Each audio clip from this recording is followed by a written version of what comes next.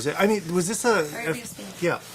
Was this a little daunting at first? Because playing someone that's bigger than life, he is bigger than life, Sean Puffy Combs. Mm-hmm. Was it daunting, or was it a challenge you were just ready for? You know what? This role did seem a little overwhelming at first, and I needed some confidence. And what I had to do was back up and say, wait a minute, Diddy is the alter last ego of Puff Daddy is not the guy that I'm asked to play. I was asked to play actually Puffy, who was the artist, the entrepreneur. And in the time of the movie, he didn't have his own company. As a matter of fact, in the movie it starts the birth of what Bad Boy was. And so he was a totally different person. But what helped me for this film was I got a call from Puffy, and he told me that he believed in me, and he told me why I was his choice. Had you met him before this whole? I met Puffy just an acquaintance, no more than 5 minutes. Okay. And that was our interaction. How long ago was this? This was probably a year. Okay. Prior. Because he's you would think he went to Harvard Business School. He's a very intelligent guy, well spoken. He's interesting. Yeah, he's very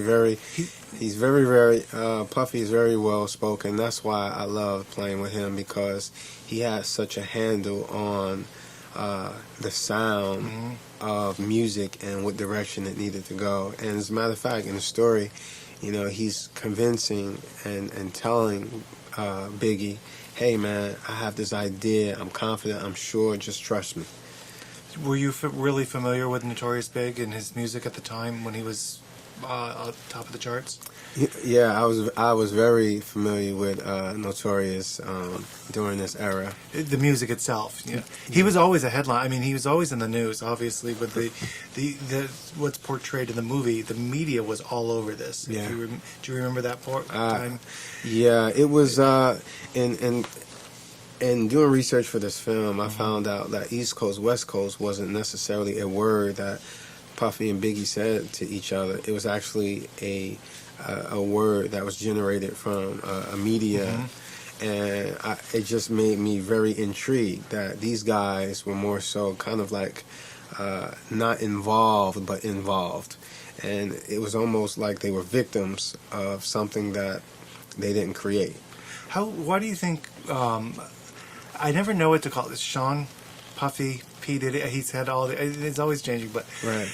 What separates him from some of the other rappers that went down, like Tupac, and he's different.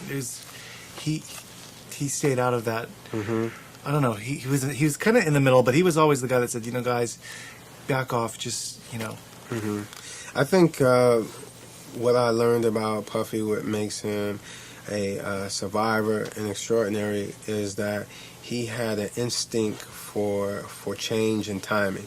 He knew when it was time to change, whether it was time to change music or it was time to get out of a situation. He knew how to ignore, the media.